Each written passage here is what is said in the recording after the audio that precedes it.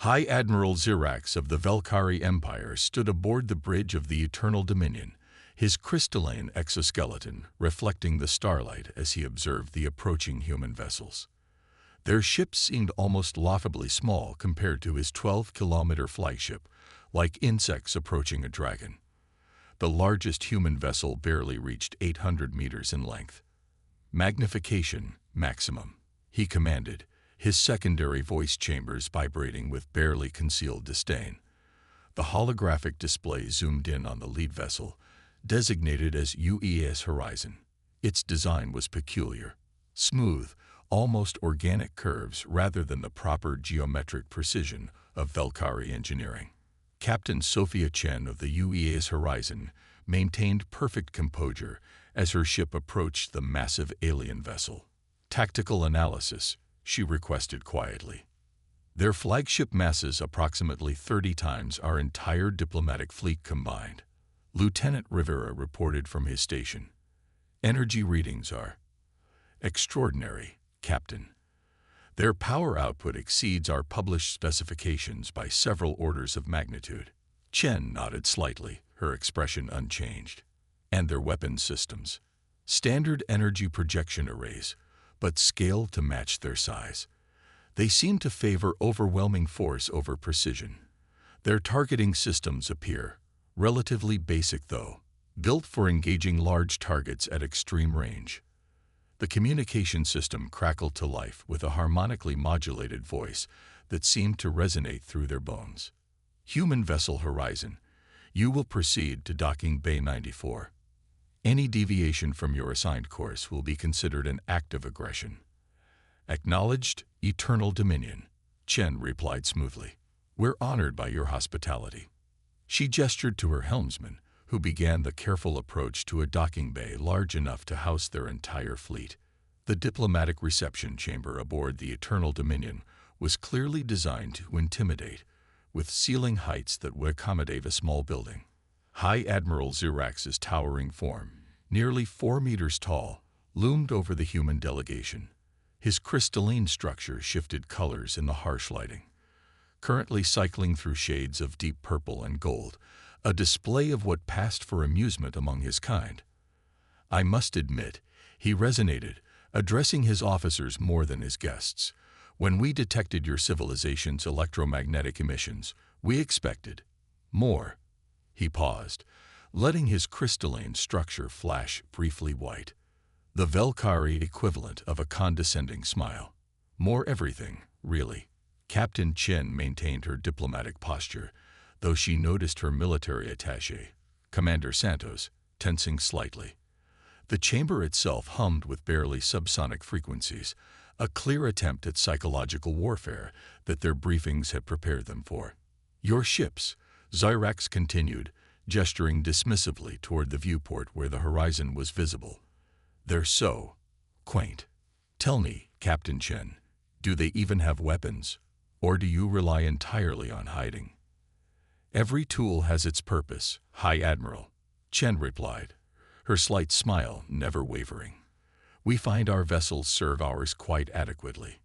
"Indeed, and what purpose would that be? Surely not warfare." "Not real warfare, at any rate." Xirax's crystalline surface rippled with bands of deep purple. "Your entire ship would fit within one of our secondary cargo bays." "Size isn't everything, High Admiral," Chen said, her voice carrying clearly despite its measured tone. "Humanity has learned many lessons about assumptions over our history."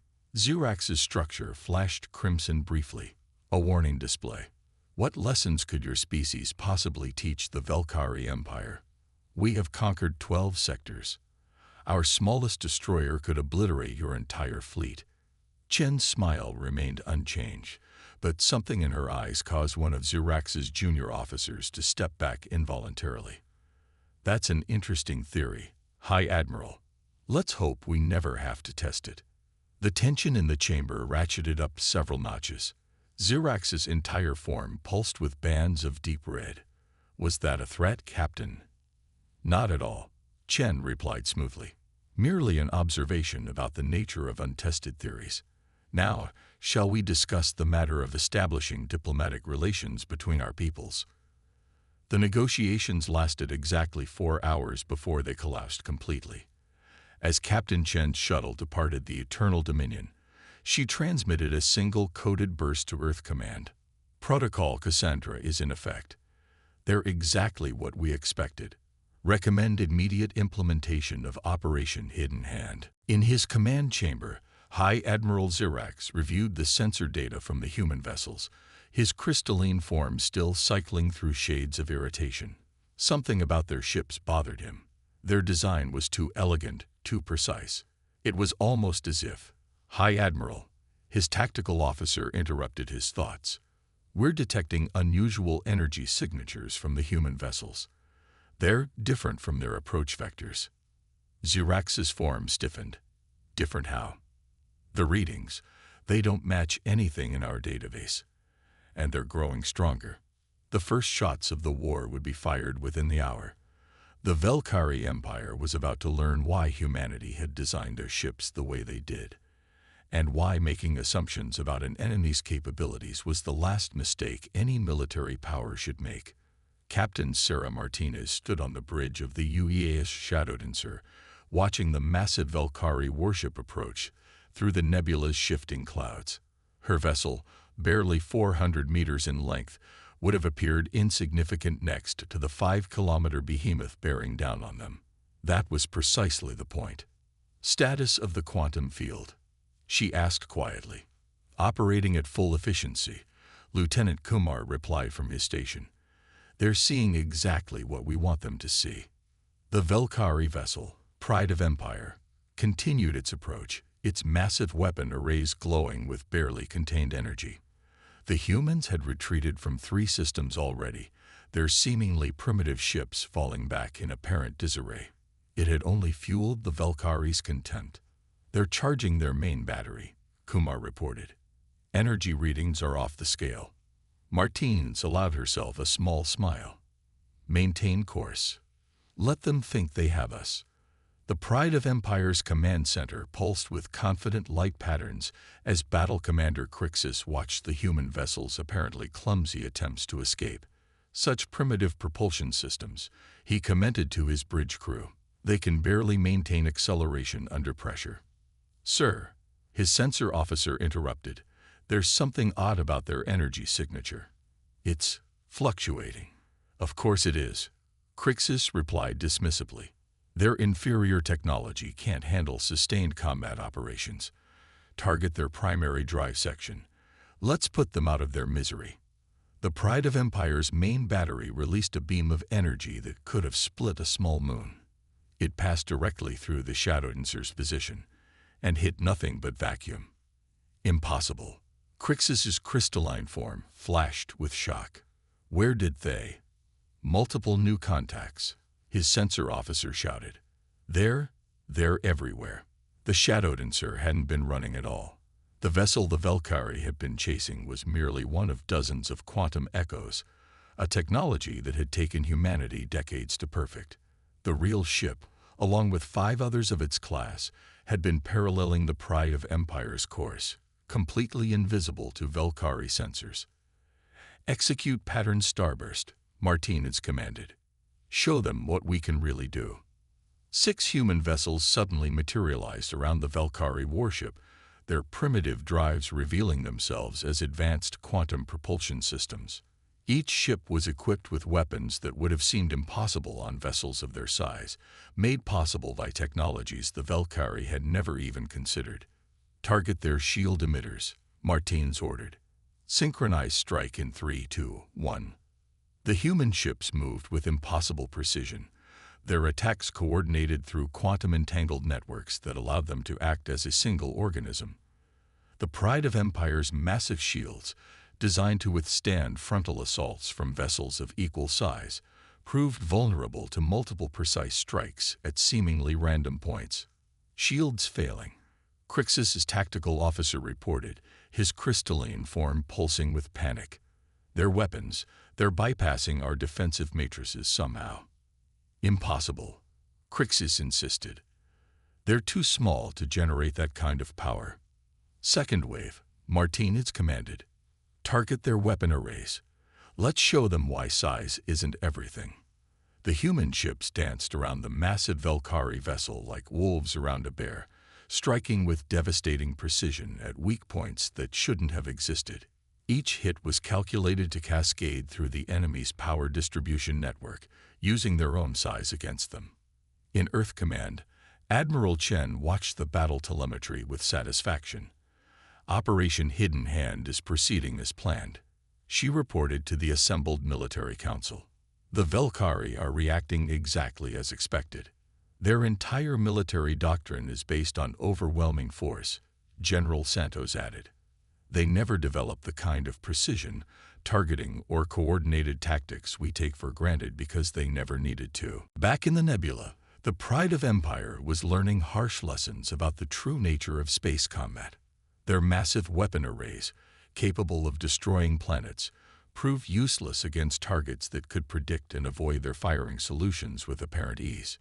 Engineering reports critical power fluctuations. Crixus' second reported. Their attacks, they're synchronized somehow. Each hit is amplifying the damage from the others. Martinez opened a channel to the stricken Valkyrie vessel. Battle Commander Crixus, this is Captain Martinez. Would you like to discuss surrender terms? Surrender. To insects. Crixus' reply came thick with static as his ship's communication systems failed. We could still destroy you with a single hit. You'd have to hit us first, Martinez replied calmly. And size means nothing if you can't bring your power to bear. Perhaps it's time your empire learned that bigger isn't always better. The Pride of Empire's eventual retreat would mark a turning point in the war. The Valkyrie Empire had begun to learn that their fundamental assumptions about military power were fatally flawed. But it was a lesson that would cost them dearly before they fully understood it. As the human ships regrouped, Martinez transmitted a simple message to Earth Command. Phase 1 complete. The deception worked perfectly. They still have no idea what they're really facing. The true revelation of human military capability was yet to come, and when it did, the galaxy would never be the same.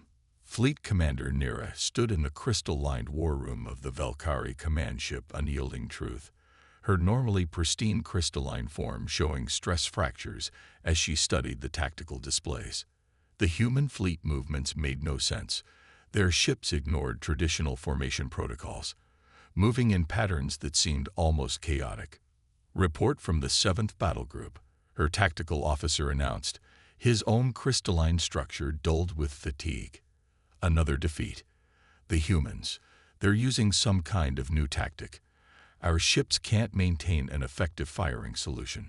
Show me, Naira commanded, her voice harmonics sharp with frustration. The holographic display shifted, showing recordings from the latest battle.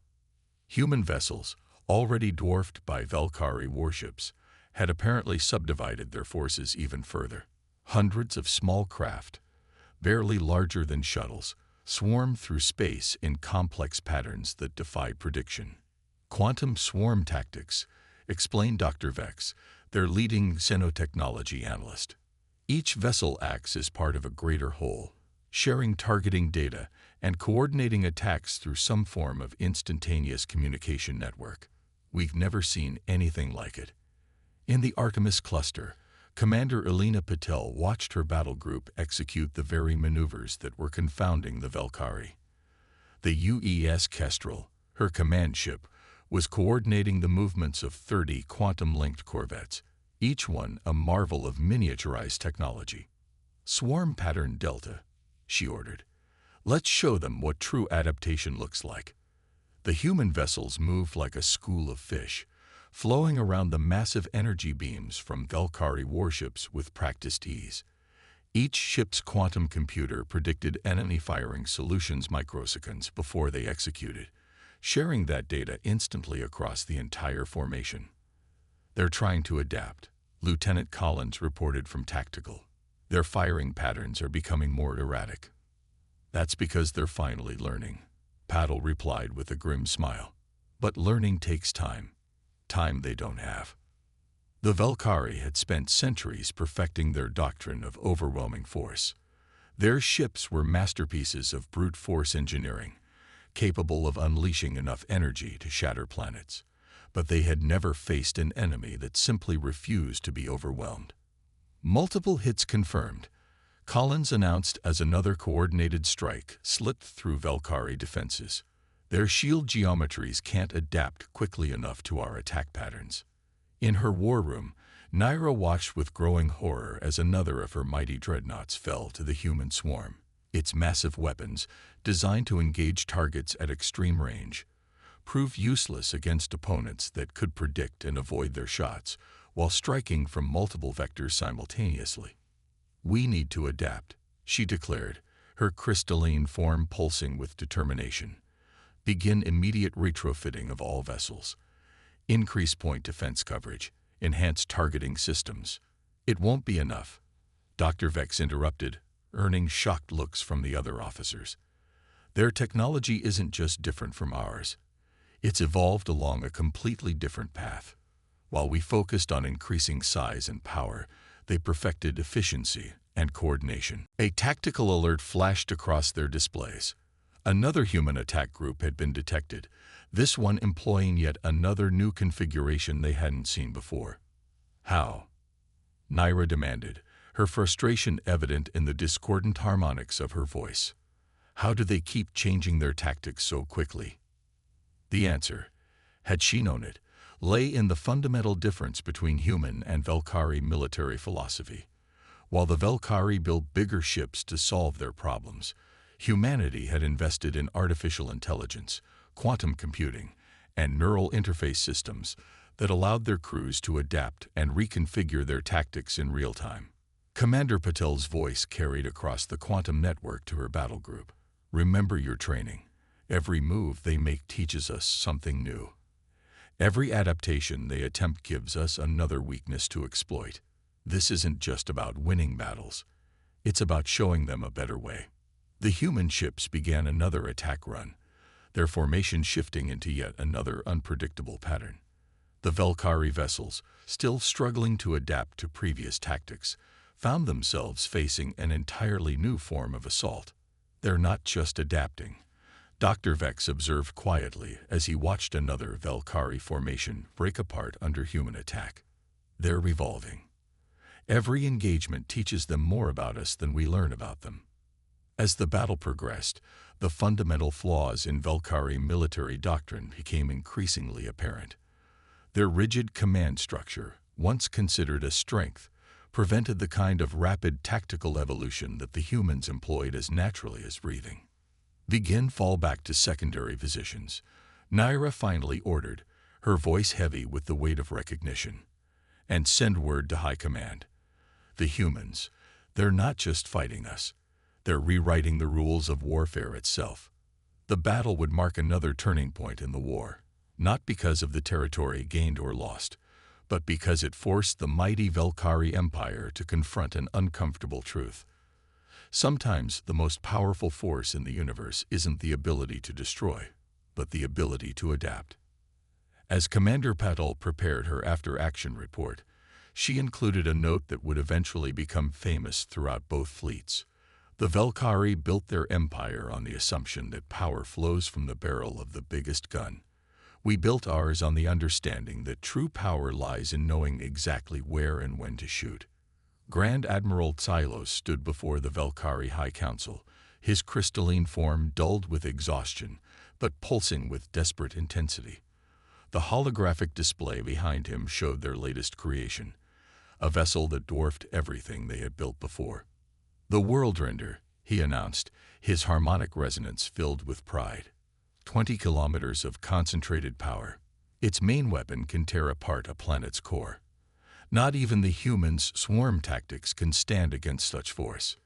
In the shadows of the council chamber, Dr. Vex watched silently, his own crystalline structure clouded with doubt. They were still fighting the last war while the humans were already preparing for the next one. Admiral Sarah Chen reviewed the intelligence reports aboard the UES Artemis, her expression thoughtful as she studied the Valkyrie's new superweapon. "Impressive," she murmured. They've managed to make all their previous mistakes at once, just on a larger scale. They're calling it the World Render, her intelligence officer, Commander Jackson, reported. Initial scans suggest they've essentially built a mobile solar system killer. Chen nodded, and in doing so, they've given us exactly what we need. Initiate Operation Quantum Ghost. The World Render's maiden voyage was meant to be a demonstration of overwhelming force. Instead, it became a lesson in human ingenuity. As the massive vessel approached the Orion defense line, its sensors detected no human ships at all. No resistance. Thylos demanded from his command throne. Have they finally learned fear? Energy signatures are unclear, his sensor officer reported, uncertainty causing harmonic distortions in his voice. There's some kind of quantum interference. Suddenly, alarms blared across every deck of the massive ship. Hundreds of small objects had appeared from nowhere, surrounding the World Render in a complex three-dimensional grid. Quantum mines, Chen explained to Earth Command as they watched the operation unfold, each one containing a micro-singularity generator. Individually, they're almost harmless. Together, the World Render's massive shields, designed to resist the direct impact of energy weapons, prove useless against the quantum disruption field generated by the synchronized mines. Space itself seemed to twist around the mighty vessel, turning its own massive power core against it. Hull breach in sections 12 through 47. The damage control officer reported, his crystalline form flickering with panic. The quantum field is causing cascade failures in our power distribution network. Tylos watched in horror as his mighty vessel began to tear itself apart from the inside. They had built the ultimate expression of their philosophy, that bigger and more powerful was always better. And the humans had defeated it without firing a single conventional shot. Multiple human vessels detected, the tactical officer announced. They're different from anything we've encountered before. The new human ships were smaller than ever, barely 200 meters in length, but they moved with impossible precision through the quantum distortions that were crippling the World Render. Each vessel was equipped with technology that seemed to defy the laws of physics themselves. Quantum phase drives, Chen explained to her crew as they began their attack runs, allow us to partially exist in multiple dimensional states at once. The bigger they build their ships, the more vulnerable they are to our quantum manipulation. The World Render, symbol of Velkhari military might, never fired its planet-killing weapon. Instead, it became a tomb for the old way of thinking about space warfare. As the mighty vessel broke apart under the combined effects of quantum mines and precision strikes, Silos finally understood what Dr. Vex had been trying to tell them. We built a bigger hammer, he transmitted to the High Council as he ordered the evacuation, while they learned to be the wind. In the aftermath, Chen received an encrypted transmission from an unexpected source. Dr. Vex, speaking on behalf of a growing faction within Velkhari High Command, wanted to discuss terms, not just for peace, but for cooperation. Your quantum technology, he communicated, it's not just a weapon, is it? It's a whole new way of understanding space itself. Chen smiled as she composed her reply. That's what we've been trying to show you. The universe isn't about who has the biggest guns. It's about who best understands its fundamental nature. As debris from the World Render drifted through space, both sides prepared for what would become the final phase of the war. The Velkhari Empire had learned costly lessons about the price of arrogance, but some within their leadership still clung to the old ways. Send word to all commands, Chen ordered. Operation Quantum Ghost was a success, but the real victory will be in what comes next. We didn't start this war to destroy the Velkhari. We started it to show them a better way. The observation deck of the UES Harmony stretched before Admiral Sarah Chen, its quantum-reinforced windows offering a clear view of an unprecedented sight, human and Velkhari ships flying in formation. The sleek, compact human vessels moved in perfect coordination with the larger crystalline ships of the progressive Velkhari fleet, their joint maneuvers demonstrating a new era of cooperation. Remarkable, Dr. Vex observed, his crystalline form gleaming with shades of deep blue, the Valkyrie expression of profound appreciation. 6 months ago, we would have considered this impossible. But not everyone embraced change. On the edges of known space, Supreme Commander Zelax had gathered the remnants of the conservative Valkyrie fleet, those who still believed in the old ways. Their last transmission had been brief. "We will show you the true meaning of power." Multiple quantum distortions detected, Lieutenant Rivera reported from his station. "They're attempting to replicate our phase technology."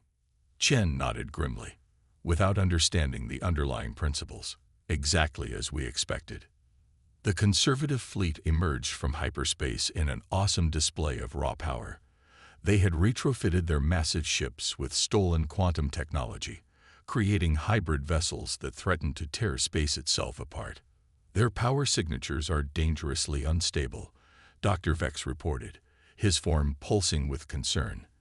"They've merged our quantum systems with their oversized reactors without proper containment protocols.